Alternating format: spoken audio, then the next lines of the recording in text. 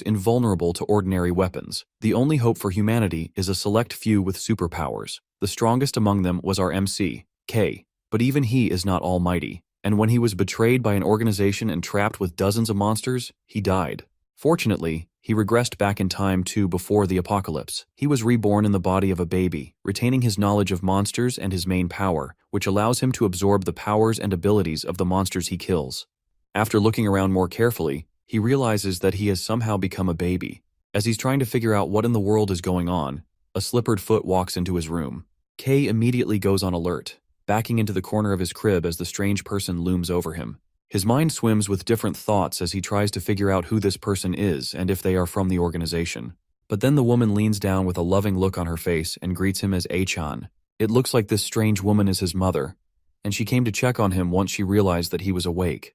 The woman goes back to cooking once she realizes that he's alright, and Kay, who's now A-chan, takes a moment to look around. Everything looks peaceful and clean, unlike the world that he's used to. The TV is on and he can hear people moving around outside the house. It also doesn't look like there are any monsters outside. This is clearly an era of peace, and for him to suddenly find himself here as a baby, that means that he must have gotten reincarnated. He is now in another world where the catastrophe didn't happen, and more importantly, there's no organization here.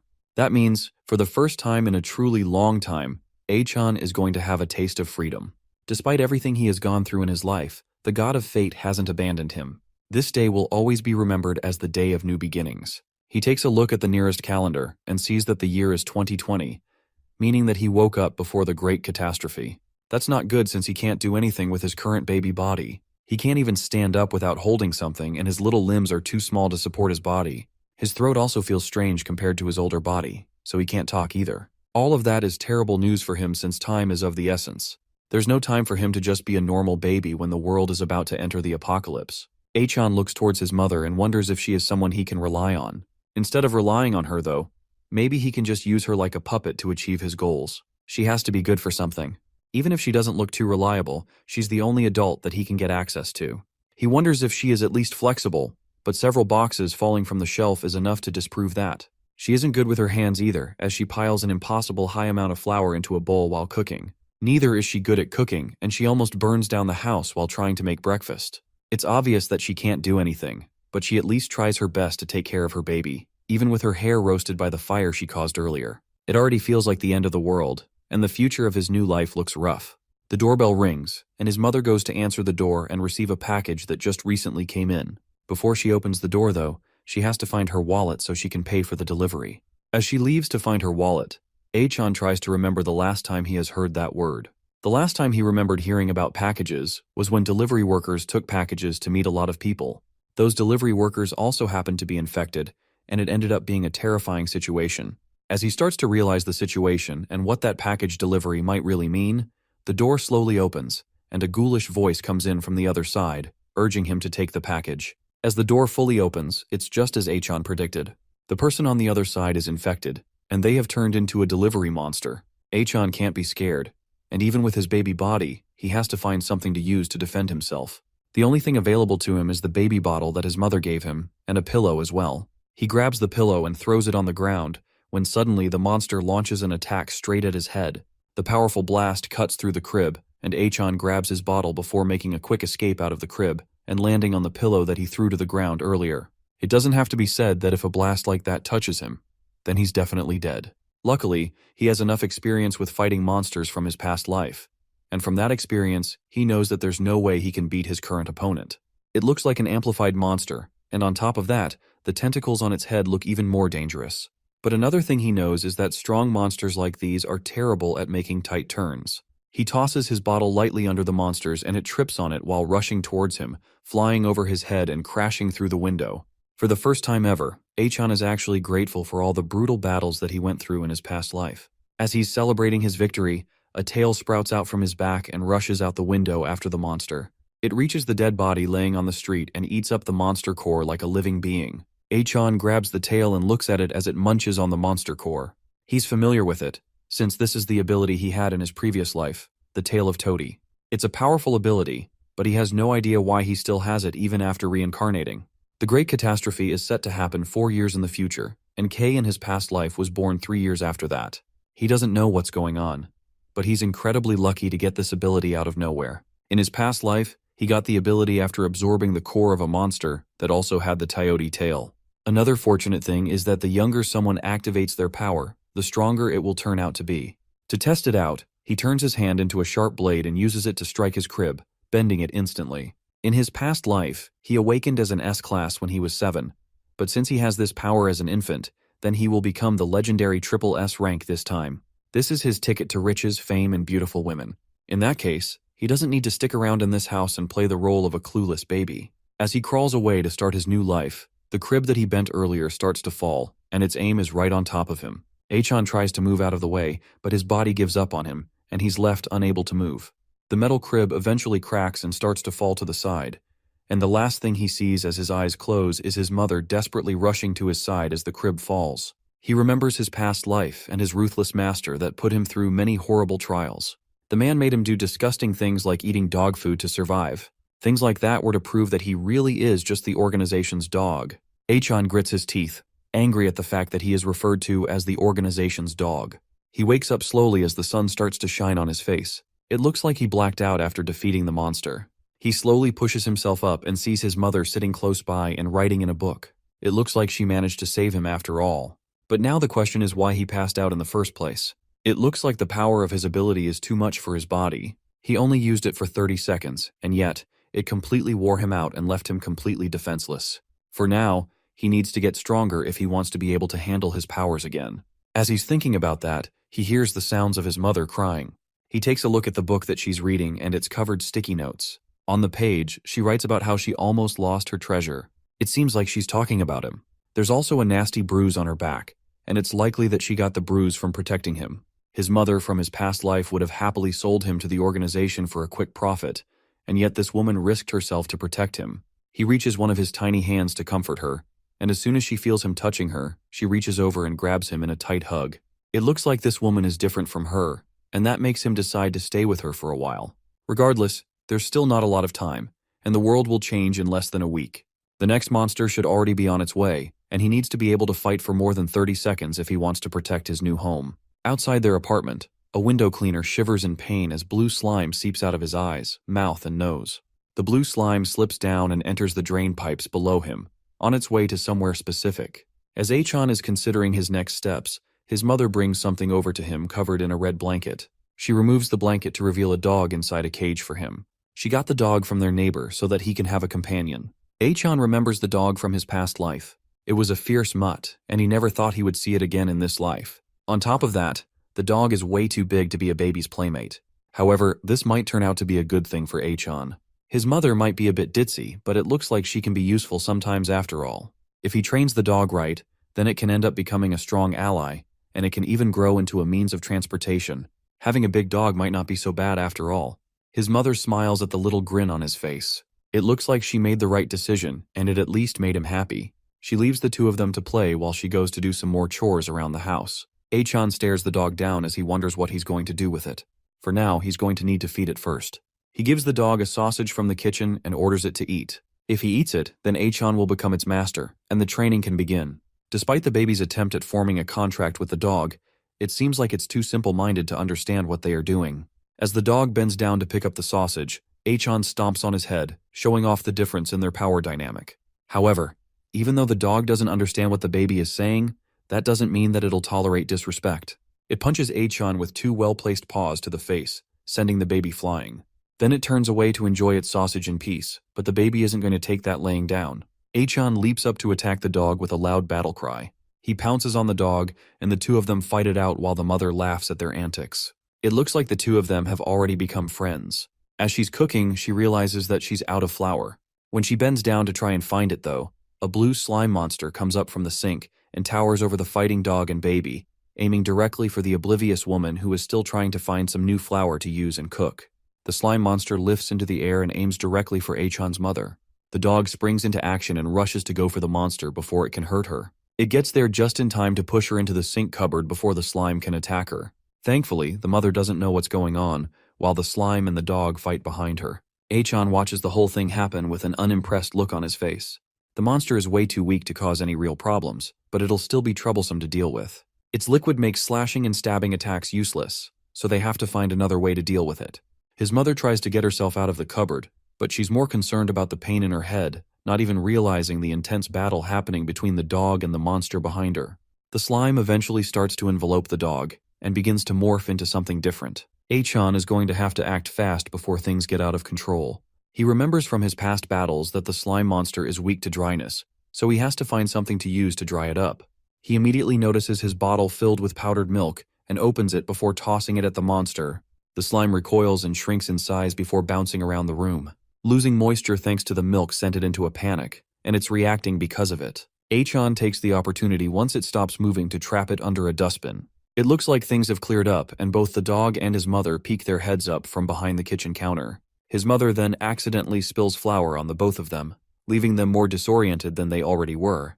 Because of the flour spill, his mother rushes off to go and wash herself off before the flour stains her outfit. Meanwhile, Achan continues to enjoy the thrill of managing to catch a monster. Slimes can be used as a natural monster repellent, which means that if he manages to spread the slime's liquid on the windows, then it can act like a deterrent from any monster attacks that may happen in the future. Suddenly, the dustbin starts to shift, and the slime leaps out from under it, taking advantage of the silence as an opportunity to escape. The dog gets in front of it before it can get too far, and Achan rushes over to try and trap it again, but it still manages to slip away, this time completely avoiding getting trapped under the dustbin. Before it leaves, it raises a middle finger at the two of them as it slips out the window. The slime came to their home on its own and caused chaos, and then had the audacity to try and leave on its own. It may be weak, but it's too cocky for both of their likings, and that makes them too angry to allow it to escape freely. Achan grabs a nearby umbrella as a weapon and climbs onto the dog as a trust steed. It's time for him to chase after the monster before it gets too far and causes even more trouble. There's no way they can let it escape so that it can cause more trouble for them or others in the future. They get to the ground floor of the building and see the slime perched on top of a building. It drips its liquid on the head of a girl passing by, and she looks up just in time to see it leaping down and trying to swallow her up. Achan and the dog rush to their rescue as the baby tries to figure out what to do. If he uses his own strength, he definitely won't be able to hold out against the slime, but if they let the monster feed on the girl freely, then the place will end up becoming a sea of blood. That kind of scene is something that Achan has seen enough of in his past life. The dog is just fast enough to reach the girl in time and leap over her, while Achan opens up the umbrella and blocks the rain of slime before it can hit the girl. The slime is not deterred and jumps off the umbrella, this time aiming to attack the dog and baby directly. Since Achan can only use his powers for a short time, he has one shot to use and end the monster in an instant. He shoots an enhanced punch with his powers, blowing through the monster immediately and destroying it. The slime explodes and rains down on the area, completely defeated, while Achan and the dog stand victorious after the short battle. Thankfully, he was in time to save the girl before she became slime food, but she also saw him use his powers, and she looks terrified. Without wasting a second, the girl takes off sprinting down the road without looking back. It's understandable that she ran away, considering the scene that she just witnessed. The more difficult thing to think about is how long it'll take him to clean up this mess. His tail comes out from his diaper and goes to absorb the slime scattered around the street. It looks like the tail has the power to absorb another monster's ability. In his past life, the only way for K to absorb a new ability is if he switches it out with the previous one. However, now, the tail is quickly eating up all the scattered slime liquid and turning the power into his own. He tests out the power by forming a slime ball in his hand, and it really does look like the two powers are coexisting. In his past life, K tried his best to make sure that he switched abilities as little as possible so he wouldn't get caught by the organization. That ended up being his downfall at the end, but that doesn't change how strange it is that the tail of Tao T somehow evolved on its own. It could most likely be because of his age. The younger the age of a person when they start developing abilities, the stronger the power of the ability, and the faster the person is able to adapt to it. K became an eligible user for abilities at the age of 10, but everyone younger than him died. Most children can't survive monster toxins, and they all ended up dying as soon as they were exposed to it. But now, K is even younger than any of the other potential candidates from his past life, meaning that his growth potential is incalculable. While he was thinking about how to do things, the dog brought him back home safely. He jumps off the back of his trusty steed and uses his new slime powers to coat the area, ensuring that no monsters will be coming to his home anymore. But just doing that alone has already drained him of all energy and left him exhausted. There's no use thinking of getting new abilities or adapting to his current one, because his stamina is just way too low for him to be able to do anything with the powers. However, he doesn't need to worry too much about the potential future, since the monsters shouldn't come and disturb them anymore thanks to his slime barrier. Achan collapses to the floor in exhaustion, and the dog comes over to him with a menacing look in his eyes. It looks like it's finally time for the dog to get revenge for that humiliation earlier. The dog leans down and picks Achan up by the scruff of his shirt, and for a moment, the baby thinks that he's about to be turned into dog food. Back in the apartment, his mother comes out of the shower, fully cleaned of the flour that poured earlier. She heads to the living room to see how her son is doing, and sees him snuggled up with the dog on the floor. It may look like they are snuggled up, but Achan is struggling fiercely against the weight of the dog on top of him. Hours pass, and the baby is able to free himself from his fluffy prison to get to work on protecting the apartment. He manages to coat the windows and vents and also the drainage pipes with the special slime. Now, even if a major disaster hits the house, they will be safe for a while. While doing all of that, he was able to figure out the current state of the Taoty tail. Apparently, it can stock up to 4 abilities at once, unlike in his past life where he had to swap out one for another. Right now, he can use both the Taoty tail and his slime powers, but only for about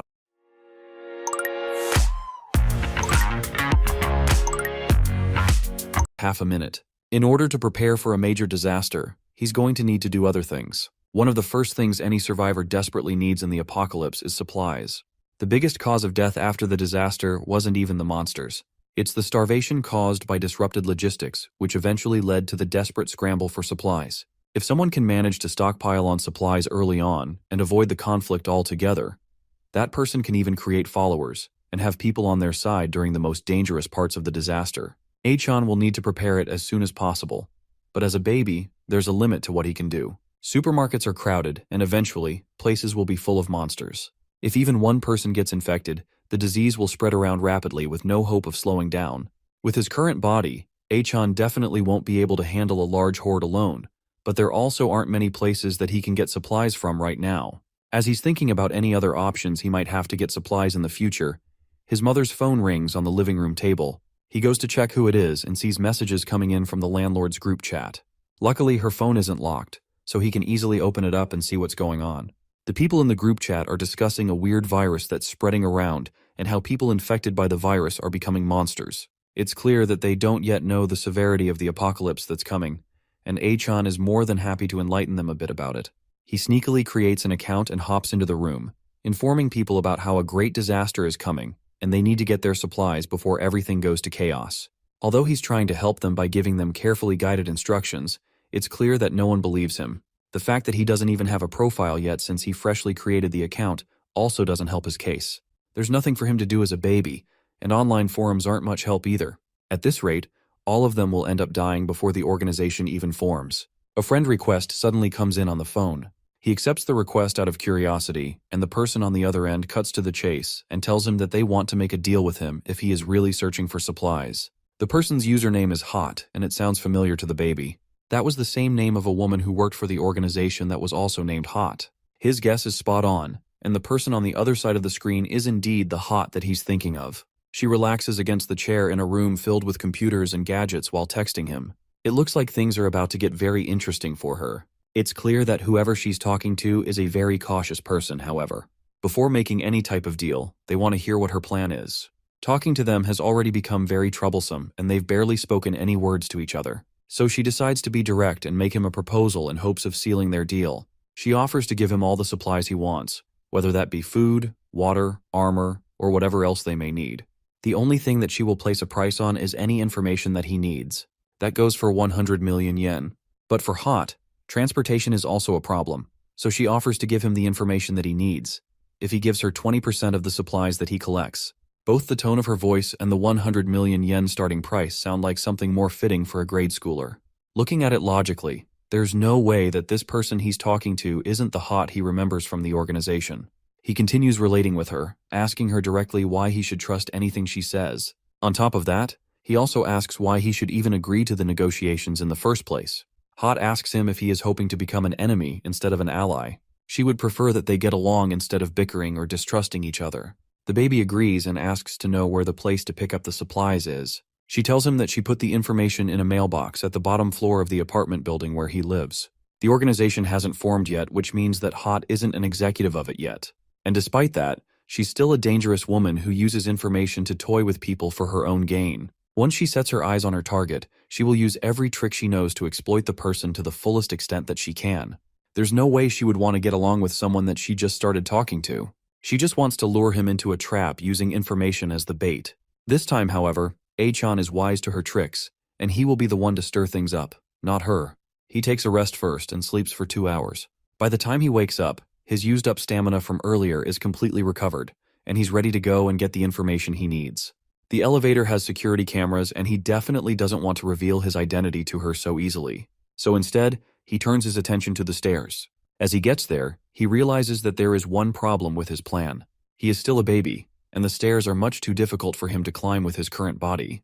In that case, he has to rely on his fluffy companion. He turns to the dog sleeping on the couch, knowing that the pooch is his only hope of getting to that mailbox. Achan goes to wake the dog up by grabbing the dog's tail and dragging it, but the dog is not amused. It slaps Achan away with its tail, sending the little kid flying with a red cheek. And Achan thought that he had managed to tame the beast, but it looks like they are still not on good terms. Achan spots something on the kitchen counter that should be able to help his cause. It's a box of treats, and he should be able to use that to lure the dog into helping him. He pours some of the dog treats in his hands and brings it up to its nose. In a matter of seconds, the dog gets up and agrees to the deal immediately. It looks like despite its strong face, the mutt is actually rather easy to please.